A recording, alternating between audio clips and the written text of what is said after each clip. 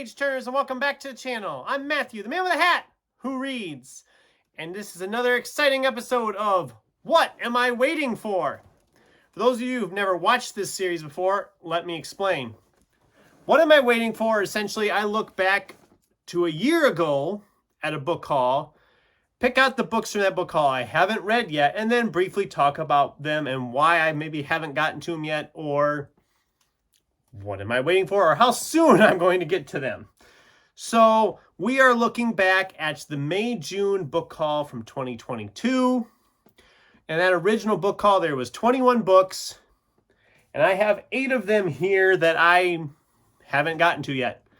Now, if you watched the book haul, there was also a bunch of Dick Francis books in there, but I didn't include those because some of them I've read, some of them I haven't, and I have to kind of reread a bunch of them and read some new ones. And that's a whole nother project for another day. So we're essentially looking at the other books in there that I haven't read yet. Starting with these 2 that I got in a thrift shop type deal, Goodwill type thing, if you know what Goodwill is. First one up is Nova Jacobs, The Last Equation of Isaac Severy. I picked this up because it sounded interesting. Was like a bookstore owner, a mathematical formula, mystery, family dynamic type stuff. And it has sat in the stack ever since, and I haven't even really thought much about it. So I am going to still try to get it read sometime yet, maybe in August. I'm kind of pointing towards August for it right now. If I don't get it read by the end of the year, I'm probably going to let it go just because I picked it up on a whim. It sounded interesting. I've never heard of the author. Don't know anything about the book. It's not terribly long. I'm going to try to get to it in August. That's my plan right now. The other one is Joe Abercrombie's The Blade Itself. This is the first book in his First Law trilogy. I haven't read any Joe Abercrombie yet, but he's one I wanted to try because I've heard a lot of good things. But I've also heard from some people who didn't care for his writing style and his story. So I don't know. I think the main reason I haven't done this yet is because I had all these other fantasy stuff I was trying to wrap up first. At the time when I got it, I put it on hold because I thought I want to finish The Witcher first, which I've done. I wanted to finish Gentlemen Bastards, which I've done. And there's a couple others. Well, Bloody Rose by Nicholas Eames. I wanted to read that yet because that's the sequel to Kings of the Wild, and then I'd be caught up there. So I do want to read this yet. I'm not sure when I'm going to get to it. It also is kind of a chunky boy. It's like, is it 600 pages? Nope, 500 pages.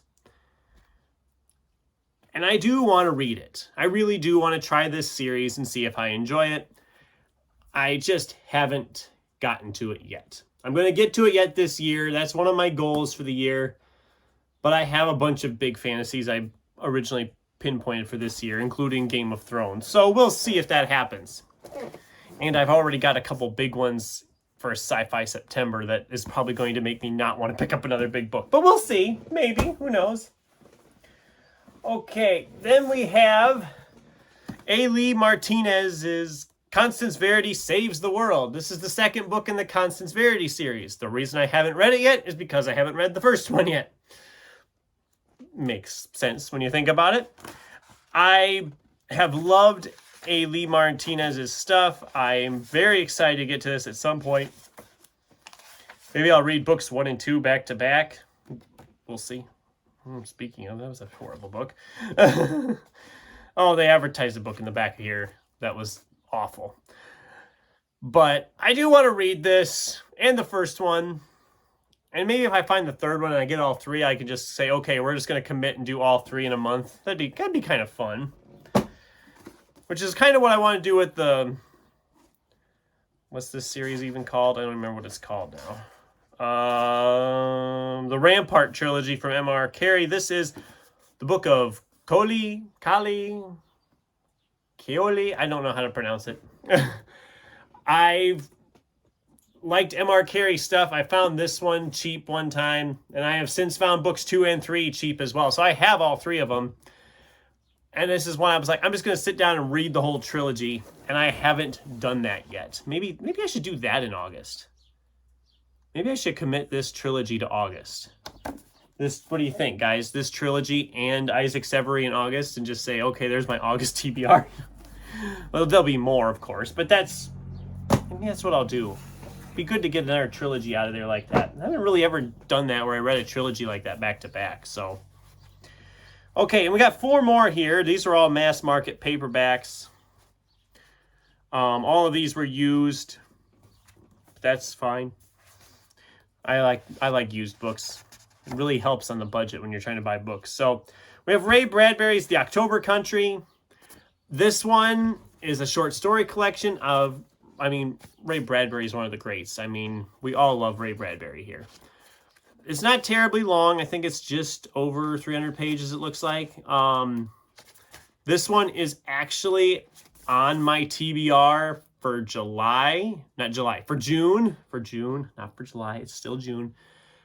And as you're watching this, we still have a few days of June. I'm probably going to end up starting this the same day this video goes up. So tomorrow, as I'm filming a day ahead.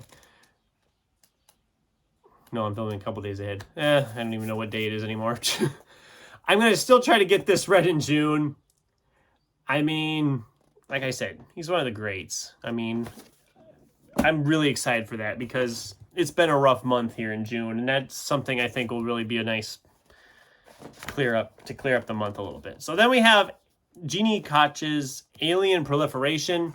I have talked about this series before, that this is essentially a guilty pleasure series for me.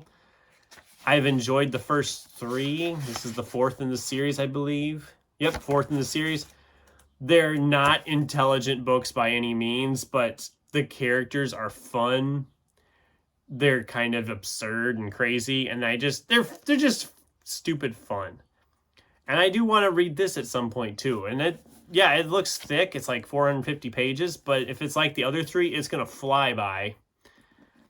And I don't know if I'll go much beyond this book. There's like 15, 16 of them, I think.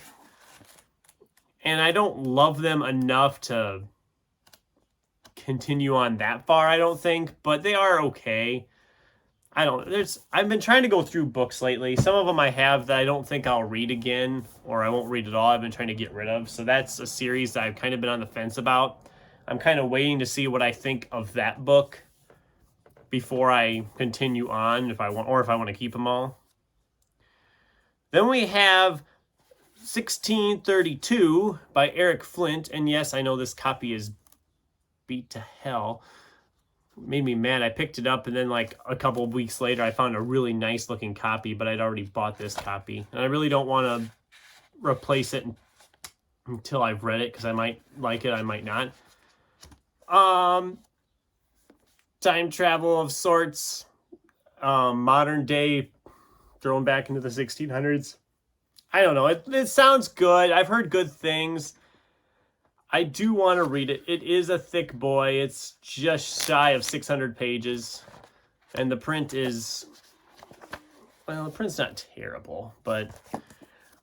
This is one I want to read. I just haven't gotten to it yet. It's one of those that's been sitting here in the stacks with a lot of these other books I've wanted to read. I'm going to get to them at some point. And the last one I have here, I'm going to still try to get to this fall. And it is signed by the author. I did not realize this was signed by the author, but this is Among Thieves by Douglas Hulick. I picked this up in a used bookstore. It was a series of like 2 books, and they had both of them there, but I just picked up the first one. And I thought, I'll give it a try. I wish I'd have looked in closer and seen it was signed, because the second one was probably signed too. So that kind of bums me out now that I didn't pick them both up, but it is what it is. I picked this up, though, because it sounds kind of similar in vein to Lies of La Glamora, which I had just read prior to that and really enjoyed. So I was like, you know what? I'm willing to try another book similar to that.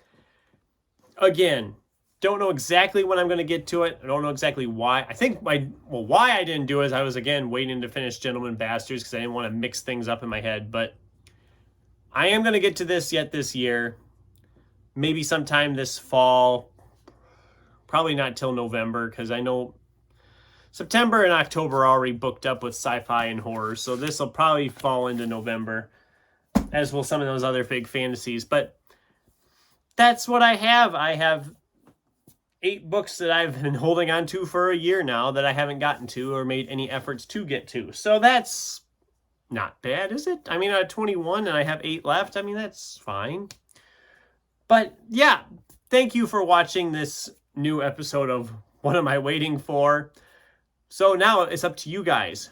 Are any of these books I should be prioritizing? Should I be moving them up in my schedule? Should I be arranging them differently? I'd love to hear from you in the comments down below. Thanks for watching, and until next time, keep turning pages.